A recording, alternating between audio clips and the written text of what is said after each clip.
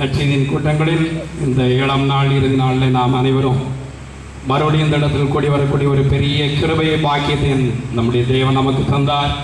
அவருக்கே கனமகிமையும் துதி உண்டாயிருப்பதாக. கடந்த 6 நாள் கூட்டங்களில் கர்த்தருடைய வார்த்தை கேட்ட மக்கள் அளவில்லாமல் ஆசீர்வாதத்தை பெற்றுக் கொண்டிருக்கிறார்கள். ஆவியில் நாம் அதை உணர்கிறோம். கர்த்தருடைய வார்த்தை சொல்லுகிறது, சங்கீதம் 138 நாம் வாசிக்கும் போது, தேவன் தம்முடைய எல்லா மகிமை பிரஸ்தாபத்தை பார்க்கணும் வார்த்தையை மகிமைப்படுத்தினார்.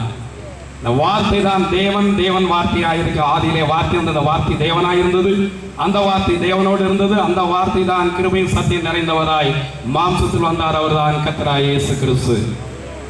தேவனும் வார்த்தை ஒன்றாய் இருக்கிறார்கள். இன்றைக்கு அந்த வார்த்தையினுடைய ரகசியத்தை குறித்து அருமையான கர்த்தருடைய தாசன் நமக்கு விவரமாக தெளிவாக வார்த்தைகளை கொண்டு வர இருக்கிறார்கள். ஆகினால் அருமையானவர்களே, வார்த்தையை கனம் பண்ணுகிறவர்கள் ஆசீர்வாதத்தை பெறுவார்கள். வார்த்தைக்கு நடுங்குகிறவர்களை கர்த்தர் கண்ணோக்கி பார்ப்பார். அவருடைய வாழ்க்கையில தேவன் பெரிய காரியங்களை செய்வார். சங்கீதம் 119 முதல் வசனத்தை வாசிக்கும் போது, கர்த்தருடைய வேதத்தின்படி நடக்கிற உத்தம மார்க்கத்தார் பாக்கியவான்கள். அப்படின்னா வேதத்தின்படி நடக்காதவங்க பாக்கியவான்களாக முடியாது. கர்த்தருடைய வேத வசனத்தை கேட்டு அதை கை கொண்டு அதன்படி செயல் பாக்கியவான்களாக இருப்பார்கள்.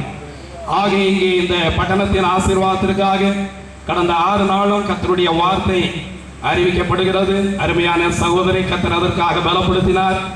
அவர் இந்த கூட்டங்களின் செலவுகளுக்காக யார் மேலேயும் பாரத்தை வைக்கவே இல்லை. அவருடைய விசுவாசத்தை நான் பார்த்து மிகவும் ஆச்சரியப்படுகிறேன். அருமையானவர்களை, நான் முதல் 2 நாள் கூட்டத்தில் வந்தபோது நான் அவரிடத்தில் சொன்னேன், ஏன் நீங்கள் இந்த கூட்டத்தில் காணிக்கை பிரிக்க கூடாதா என்று. அப்போ அவர் சொன்னார், இல்லை, நம்மை போன்ற தேவனுடைய பிள்ளைகளை குறித்து மற்றவர்களுக்கு தவறான அபிப்பிராயம் என்ன இருக்கிறது, ஆகினால அதை நாங்கள் செய்யவில்லை என்று சொல்லிவிட்டார். விசுவாசம் தான். அல்லேலூயா. ஆமாம், கர்த்தருடைய பிள்ளைகள் பிச்சைக்காரர்கள் அல்ல. நாம் வாங்குறதை பார்க்கிலும் கொடுக்கிறதே உத்தமம் என்ற அந்த வார்த்தை அனுபவமாக்கி நாம் கொடுக்கிறதுனால் உள்ள ஆசீர்வாதத்தை பெற்று வருகிறோம். அல்லேலூயா. கொடுக்கிறதுனால் உள்ள ஆசீர்வாதத்தை பெற்று வருகிறோம். எவ்வளவு பேர் கொடுத்த ஆசீர்வாதத்தை பெற்றுக்கொண்டீங்க? கரங்களை உயர்த்தி ஒரு அலையிலே சொல்லுங்க. அல்லேலூயா. எல்லாரும் கொடுத்த ஆசீர்வாதத்தை பெற்றவங்க. முதலாவது நம்மையும், பிறகு நமக்குள்ளது எல்லாவற்றையும். நீங்க இந்த கூட்டங்களுக்காக அதிகமாக ஜெபித்து ஒத்துழைப்பு கொடுத்ததை நினைத்து நாங்கள் மிகவும் மகிழ்ச்சி அடைகிறோம். கர்த்தர் உங்கள் எல்லாரும் அதிகமாக ஆசீர்வதிப்பாராக. அருமையானவர்களே, வார்த்தை குறித்த விளக்கத்தை அருமையான தாசன் கொண்டு வருவதற்கு முன்பதாக ஒரு சில வார்த்தைகளை மாற்ற நான் சொல்ல விரும்புகிறேன். அதிக நேரம் எடுக்கவில்லை. கொலோசியர் 3:17 நான் வாசிக்கும் போது கர்த்தருடைய வார்த்தை விதமாய் சொல்லுகிற, வாக்கினாலாவது செய்கையினாலாவது நீங்கள் எதை செய்தாலும் அதை கர்த்தராகிய இயேசு கிறிஸ்துவின் நாமத்தில் செய்து அவருடைய முன்னிலையாகி இருக்கிற பிதாவை ஸ்தோத்திரிக்க வேண்டும். கர்த்தராகிய இயேசு நாமத்தில் தான் எல்லாம் செய்யணுமா? எல்லாம். வேதத்தில் திருத்தங்கிற வார்த்தை எங்கும் சொல்லப்படவே இல்லை. வேதத்தை கையில் வைத்துக்கிட்டு தான் சொல்லுகிறோம். என்னுடைய வாழ்க்கையில் கிட்டத்தட்ட 40 வருஷமா வேதத்தை வாசிட்டு இருக்கேன். ஆனால் திருத்துவம், ட்ரினிட்டி என்கிற வார்த்தை வேதத்தில் பரிசுத்த ஆவியானவர் எங்கும் சுட்டி காட்டவே இல்லை. அது பாரம்பரியமா எங்கே உள்ள நுழைந்து வந்தது. அது பாபிலோனிய பாரம்பரியம். வேதத்தில் இல்லாத போதிக்கிறீங்க எல்லாருக்கும் ரொம்ப உற்சாகம். அதே சமயம் வேதத்தில் உள்ளதை சொல்றதுக்கு பயம். யாருக்குங்க பயப்படணும்? எதுக்கு பயப்படணும்? வேதத்தில் உள்ளதை தைரியமா சொல்லுங்க. திருத்துவம் என்கிற வார்த்தை வேதத்தில் எங்கும் சொல்லப்படவே இல்லை. அப்படி யாராவது காட்டிட்டா நாங்க ஊழியம் செய்யறத, பிரசங்கம் பண்றத நாங்க நிறுத்திக்கிறோம். அல்லேலூயா. அல்லேலூயா. அல்லேலூயா. எதை செய்தாலும் இயேசு கிறிஸ்து நாமத்துல தான் செய்யணும். இயேசு கிறிஸ்து நாமம் தான் பிதா. இயேசு கிறிஸ்து நாமம் தான் எல்லா நாமத்திற்கு மேலான நாமம்.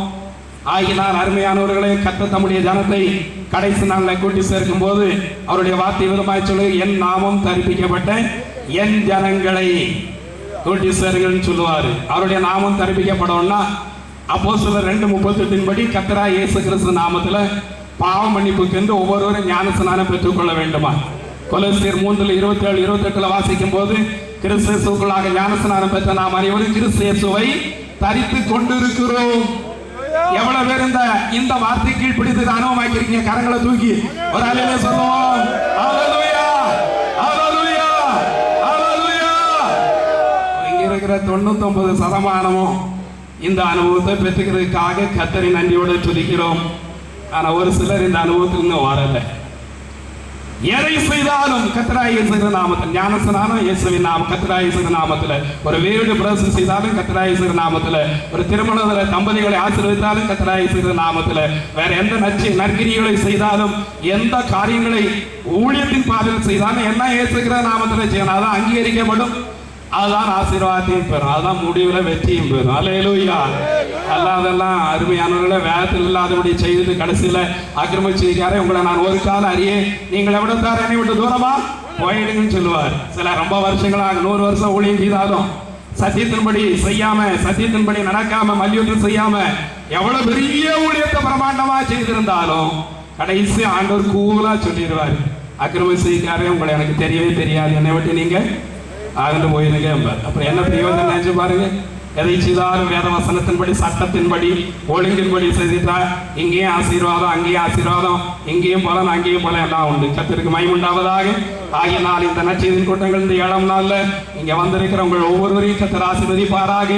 இப்பொழுது கர்த்தருடைய வார்த்தையை கொண்டு வருகிற அருமையான தாசனை கர்த்தர் வல்லமையினாலும் அக்கினினாலும் ஆவினால் அபிஷேகம் பண்ணி வல்லமையுள்ள வார்த்தையாய் நம்ம கடந்து வரவும், இந்த மைதானத்தில் வந்திருக்கிற யாவரும் கர்த்தருடைய வார்த்தை கேட்கிறார்கள் ஆசீர்வாதத்தை பெறவும், அதுபோலவே ஒலிபெருக்கின் மூலமாக ஆங்காங்கே கர்த்தருடைய வார்த்தை கேட்கிற யாவரும் கர்த்தருடைய வார்த்தையின் மூலமாய் வருகிற அனைத்து ஆசீர்வாதங்களை பெற்றுக் கொள்ள முடியும். நாம் எல்லாரும் இருந்த வண்ணமாக நம்முடைய தலையை வணங்கி, அருமைய தலையை தாழ்த்தி, இருதயத்தை கர்த்தருக்கு நேராக ஏறெடுத்து பெருமூச்சுக்களோடு நாம் ஜெபம் பண்ணுவோம். அருமையானவர்களே, ரோமர் 8:26 சொல்லுகிறது, நாம் வேண்டிக் கொள்ள வேண்டியது என்று அறியாது இருக்கிறோம், நாம் வேண்டிக் கொள்ள வேண்டியது என்று நாம் அறியாமல் இருக்கிறோம். ஆனால் நமக்குள் தேவன் வைத்திருக்கிற பரிசுத்த ஆவியானவர் வாக்கு கடங்காத பெருமூச்சுக்களோடு நமக்காக தேவனிடத்தில் விண்ணப்பம் பண்ணுகிறார். இந்த தேசத்தின் ரட்சிப்புக்காக, இந்த தேசத்தின் ஆசீர்வாதத்திற்காக. நாகர்கோவில் பட்டணம் இந்தியாவிலே சொல்ல போனால் தென் மாநிலங்கள் இந்தியா முழுவதும் அருமையானவர்களே கிறிஸ்தவர்கள் அதிகமாக உள்ள நகரம். ஆகினால்தான் இந்த நாகர்கோவில் பட்டணத்தில் முதலாவது இப்படிப்பட்டதான கூட்டங்களை நடத்துவது தேவனே வழி வாசலை திறந்திருக்கிறார். ஹல்லேலூயா, ஹல்லேலூயா. இயற்கை கூட இதை தடை பண்ண முடியவில்லை. அப்படியானால் மனுஷன் என்ன செய்வான்? ஒன்றுமே செய்து கொள்ள முடியாது. தேவன் நமக்கு அனுகூலமாயிருந்தால் நமக்கு பிரதிகூலமாய் இருப்பவன் இயேசு நமக்கு அனுகூலமாய் இருந்தால் யார் பிரதிகூலமாய் இருக்க முடியும்? ஒருவரால் முடியவே முடியாது. அப்படிப்பட்ட காரியங்களை உங்களுக்காக எனக்காக கடந்த 6 நாள் செய்த கர்த்தர் இந்த 7வது நாளிலும் செய்ய வல்லவராய் இருக்க இனி ஒவ்வொரு நாளும் செய்வார். ஆகினால் நாம் ஒவ்வொருவரும் ரோமர் 8:26 படி பெருமூச்சு விடுவோம். இயேசுவே, எங்களுடைய பட்டணங்களுக்காக நாங்கள் பெருமூச்சு விடுகிறோம். இந்த பட்டணத்திலும் இந்த மாவட்டத்திலும் இருக்கிற கிறிஸ்தவ மக்களுக்காக நாங்கள் பெருமூச்சு விடுகிறோம். சத்தியத்தை அறியாமல் இருக்கிற மக்களுக்காக நாங்கள் பெருமூச்சு விடுகிறோம். சத்தியத்தில் வர வேண்டும், அவர்கள் சத்தியத்தை அறிகிற அறிவினால் விடுதலை பெற வேண்டும் என்று நாங்கள் பெருமூச்சு விடுகிறோம். அப்பா பிதாவே, பெருமூச்சு நம்முடைய சன்னிதானத்தில் தேவதூமமாய் வந்து ஏற்றட்டும். வார்த்தையை கொடுக்கிற நம்முடைய மகனை நம்முடைய அக்கினியை ஜுவாலையாய் மாற்றுங்க. இந்த ஜனத்தை நான் விறகாகவும் உன் வாயிலை போடுகிறேன், வார்த்தையை அக்கினியாக மாற்றுவேன் என்றீரே. விறகாயிருக்கிற ஜனங்கள் இந்த அக்கினியில விழுந்து எரிந்து பிரகாசிக்கட்டும், விடுதலை பெறட்டும், அவர்களுக்குள்ள அந்தகாரங்கள் மாறட்டும், இது நீங்கி போகட்டும். ஜனங்களை கட்டி வைத்திருக்கிற சாப கட்டுகள் உடைக்கப்படுவதாக, பாரம்பரிய சாபங்கள் எல்லாம் உடைக்கப்படுவதாக, எல்லா இயேசுவின் நாமத்தினால் ஆசீர்வாதமாய் மாறி போவதாக. அப்பா, எதை செய்தாலும் கர்த்தராகிய இயேசுவின் நாமத்தில் செய்ய வேண்டும் என்று உம்முடைய வார்த்தை சொல்லுகிறதாகினால் இனி வரக்கூடிய ஊழியங்கள் அப்பா, ஊழியக்காரர்கள் அனைவரும் இயேசு கிறிஸ்துவின் நாமத்தின் மகத்துவத்தை அறிந்து அந்த நாமத்திலே எல்லாவற்றையும் செய்யக்கூடிய வல்லவர்களாக, பலமுள்ளவர்களாக, தைரியமுள்ளவர்களாக நீர் மாற்றுவீராக. அப்படி செய்யறதுக்காக நன்றியோடு துதிக்கிறோம்.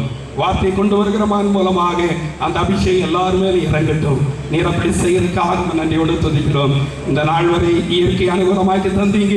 இனி அப்பா, இந்த நாளிலும் இனி வரக்கூடிய நற்செய்தி கூட்டங்களில் அதுபோல எங்களுக்கு எல்லாத்தையும் அனுகூலமாக்கி தர வேண்டுமாய் ஜெபிக்கிறோம். நம்முடைய நாட்கள் மிக விசேஷமாய் இருப்பதாக, மிக ஆசீர்வாதமாய் இருப்பதாக நினைக்கிறதுக்கும் வேண்டிக் கொள்வதற்கு அதிகமாய் பெரிய காரியங்களை செய்கிற தகப்பனே நீர் அற்புதமாய் செய்ய வேண்டுமாய் ஜெபிக்கிறோம். இந்த ஊழியத்தின் அதிகமாக ஆசீர்வதிங்க. தாசனம் அவரோடு கூட ஊழியம் செய்த ஊழியக்காரர்கள், அவருடைய குடும்பங்கள் எல்லாரும் நீர் ஆசீர்வதிக்க வேண்டும். அப்பா, ஆத்ம ரட்சிப்புக்கு அவர்கள் எடுத்துக்கொள்ள எல்லா பிரயாசங்களையும் 100க்கு 100 நிர்வாகிக்க பண்ண வேண்டுமாய் ஜெபிக்கிறோம்.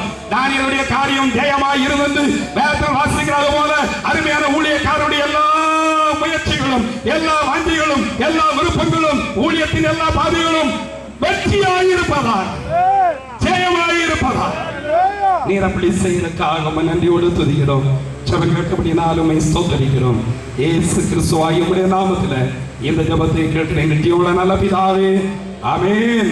எல்லாரும் உற்சாகமாய் கரங்களை தட்டி நான் கேட்கிற வார்த்தைக்காக ஏசப்பாவை நாம் பயன்படுத்த உற்சாகமாக ஹalleluya, ஹalleluya, ஹalleluya, ஹalleluya, ஹalleluya.